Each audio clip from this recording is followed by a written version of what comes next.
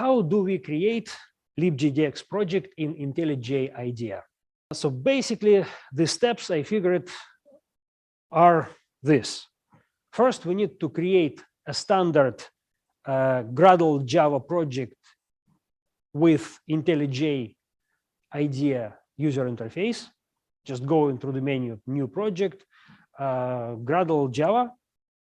You select JDK, I select 17. Now it will create some empty Gradle project that will create gradle.build, properties.gradle. It will create Gradle subfolder. It will have source, src, and some other subfolders. Now, Gradle is a build system, and the power of this build system is that it can pull necessary jar files directly from online repositories. But to do it, we need to specify proper configuration in the build.gradle file. Now, I've already shared with you build.gradle file, and I also included it into sample projects that I've shared with you this week. Third step, you add or create new Java files and packages, which are subfolders effectively, underneath src main Java. And I forgot to mention that if you have any assets like sound files, image files, and so on, you put them into the resources subfolder in src/main/resources. When you create a Java program, there will be one Java file that will contain your main function, public static void main function. So in order for your application to build, you need to edit gradle.build file, and you need to locate jar configuration section, and inside it, you need to change main class to whatever is the name of your main class. And that's pretty much all you need to set up your project for building. Next, how do you actually build a Gradle project? Well, the nice thing is that in the upper right side of IntelliJ window, we have this small tab called Gradle. If you click on it, it will open this little tab with different tasks that Gradle can do. These tasks are determined by the plugins and configuration settings specified in gradle.build file. And you have also this kind of refresh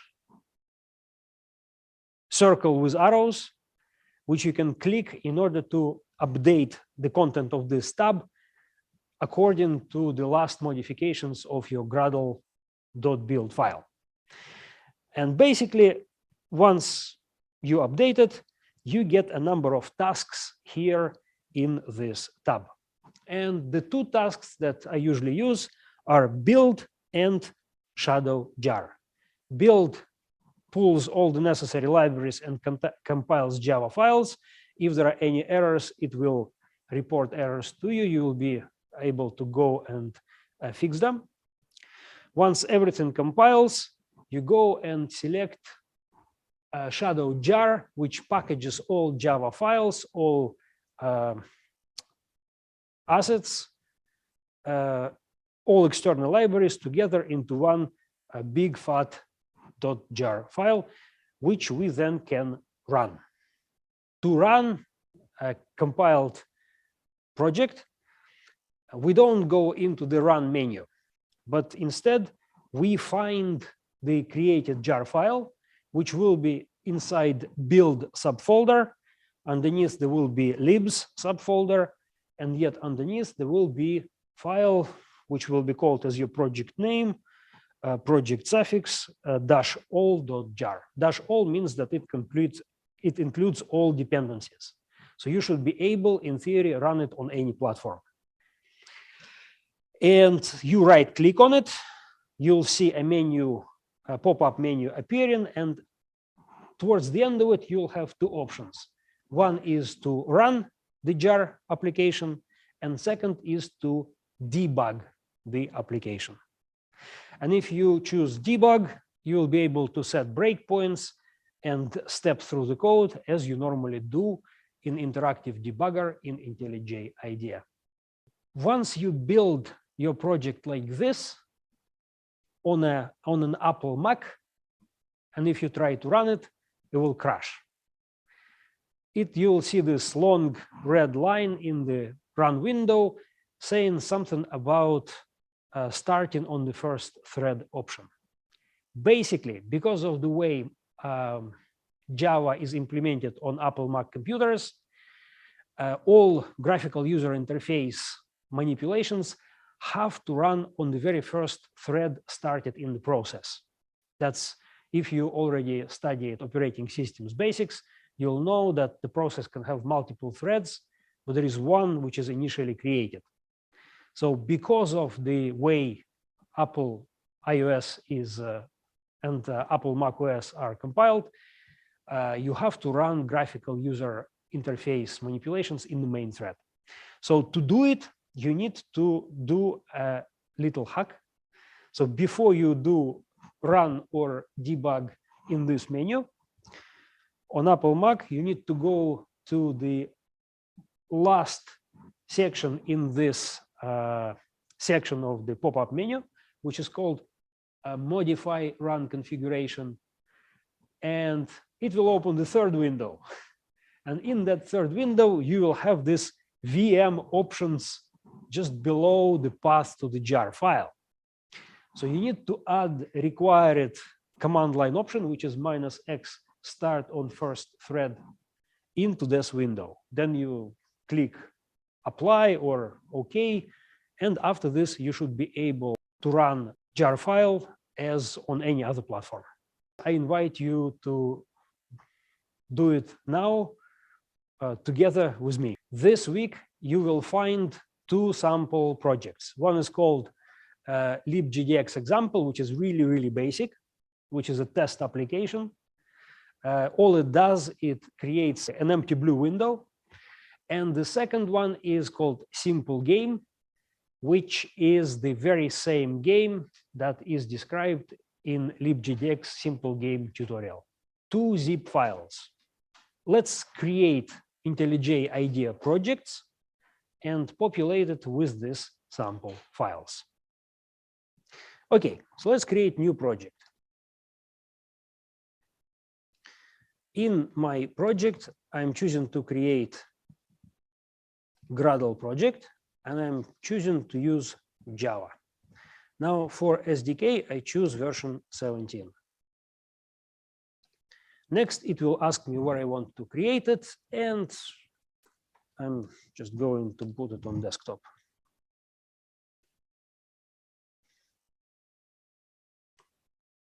libGDX example. Okay, when I finish creating the project, it generates standard empty Gradle project. So as you can see, by default, it has src folder, which has main and test subfolders.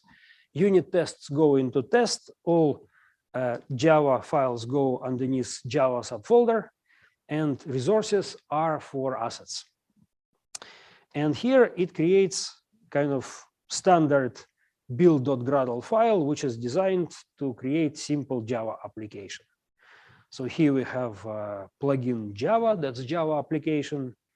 This is the version, repositories where to take libraries from, and in dependencies, it specifies what additional libraries it needs, a bunch of jar files that are required in order to build the project.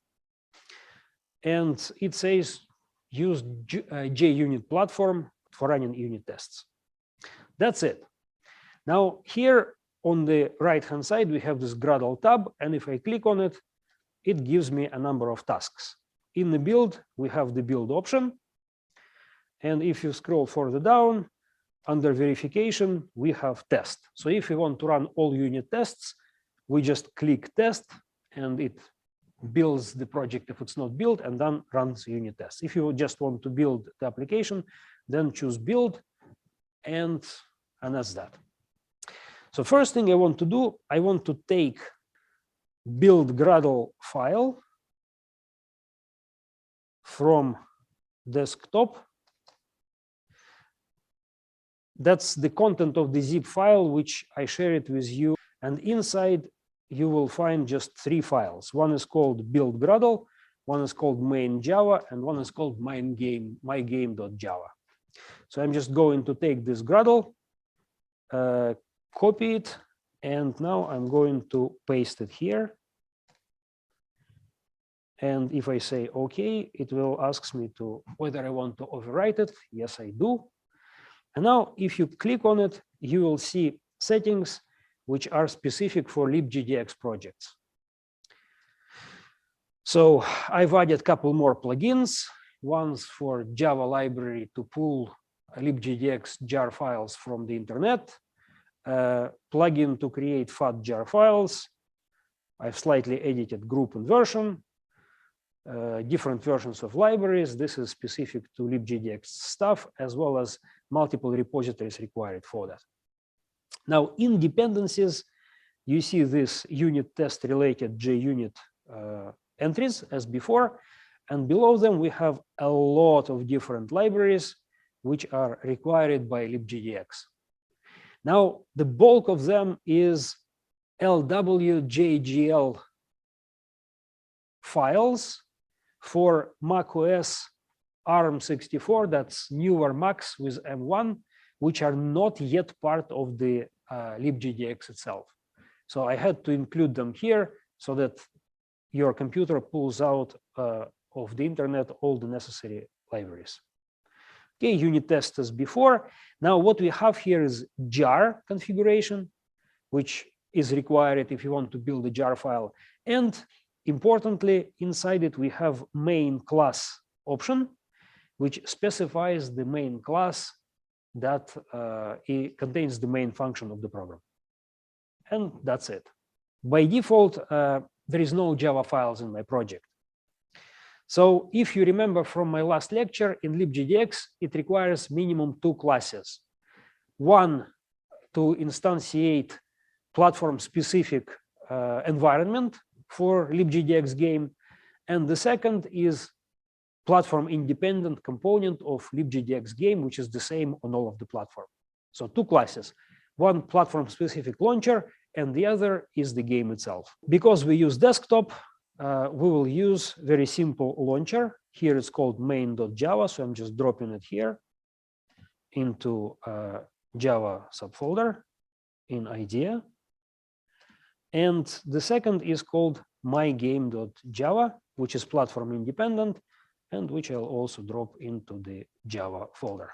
Okay, so let me briefly walk you through this platform dependent and platform independent components. So this is the platform dependent launcher, and right now you see a lot of red. There is a lot of red because IDEA hasn't pulled necessary jar files from the internet yet. And to remove this red, I'm actually going to build straight away. Now I will refresh my Gradle file, and here you can see that now I have shadow section, which allows me to build fat jars, and as before I have build section. So launcher basically contains 3 lines. In the main program, first line creates a config object into which I can specify dimensions of the window, I can specify title of the window and stuff like that. And that's what I do here. I use this config object to specify window title, which is hello world. Next, I create an instance of LWJGL3 application.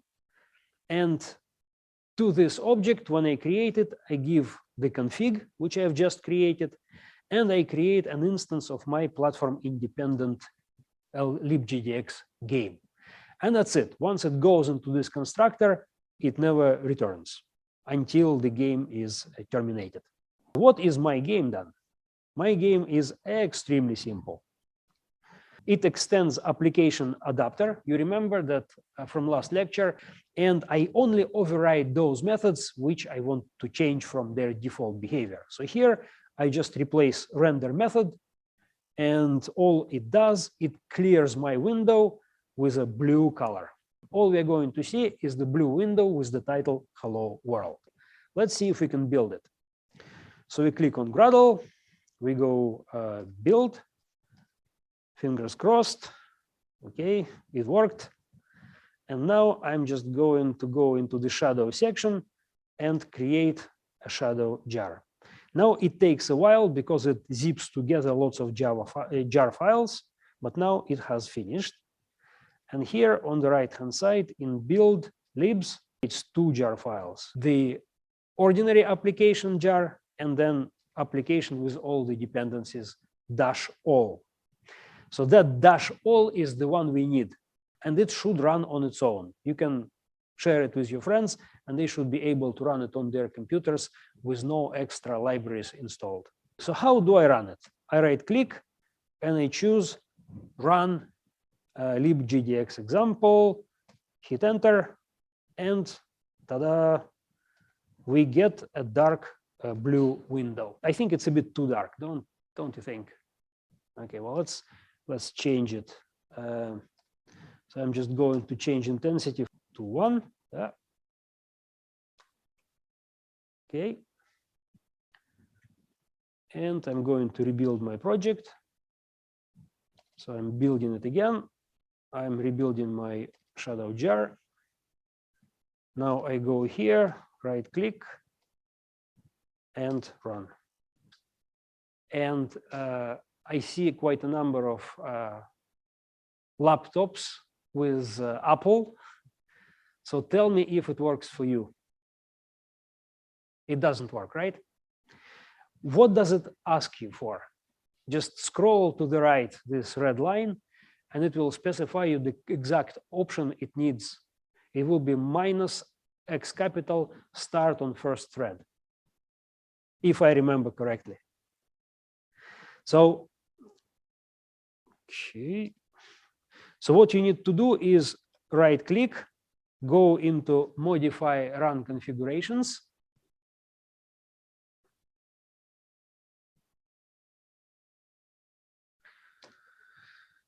And you need to add it here in VM options.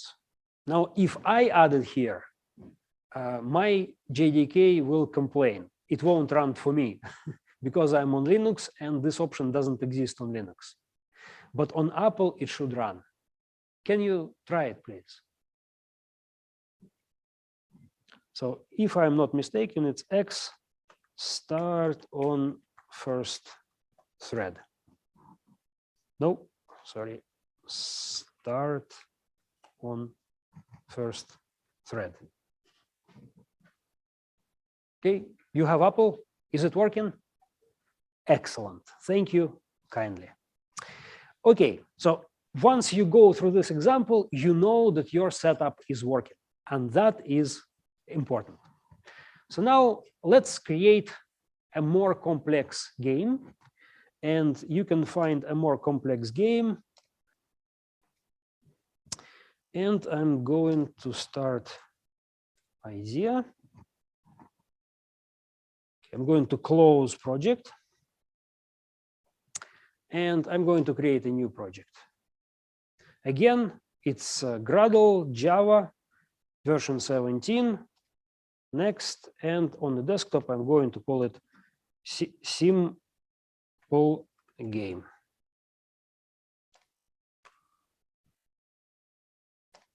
Okay, I'll let IntelliJ Idea do its stuff. So what we have here in this file, we have, again, build Gradle, which I'm just going to drop across into here. Okay, I'm going to copy it, and I'm just going to paste it here. I replace, overwrite. Okay, Gradle, refresh. Okay. So now we have shadow, we have build, all good. Okay, now this game also contains 2 Java files, but the one that was called main here is called desktop launcher, and the game itself is called drop Java. I'm going to copy them both into the Java folder. Okay. So the game itself is called drop Java, and the platform specific file is called desktop launcher. Now, desktop launcher is fairly similar. I create application, I configure title as drop, I create LWJGL application, give it config, create new instance of the drop class. And the drop class is a little bit more involved. It creates textures of falling drop on of the bucket that we're going to use to catch the file. You get droplet sound, rain sound, and we have configuration and the game logic. I welcome you to read it in conjunction with the libGDX tutorial. But here we also need to drop some resources. So I have rain mp3, I have drop.wav, I have droplet.png and bucket.png, images and sound files. So I'm going to copy these 4 files and I'm going to bring them across into the resources folder. Okay. So now we have them here. Now, I forgot to mention that in build Gradle, you need to make sure that the main class, you change it according to your program. So in this case, the class that contains main function is desktop launcher. So I changed it in this build.gradle file. Obviously, if you build your own application and name it somehow differently, you would need to amend this as well. Okay, but the thing is that now, in addition to 2 Java files, we also have a bunch of pictures and WAV files. So let's build them and run them at least.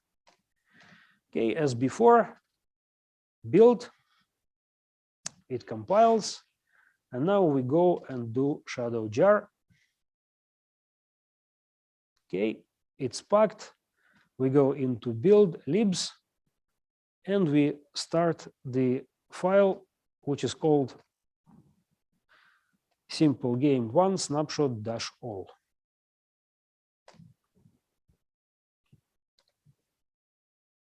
So as you can see, now I can use my bucket to capture drops, and you can hear the sound. And I welcome you to explore the structure of the game. I'll post link to the tutorial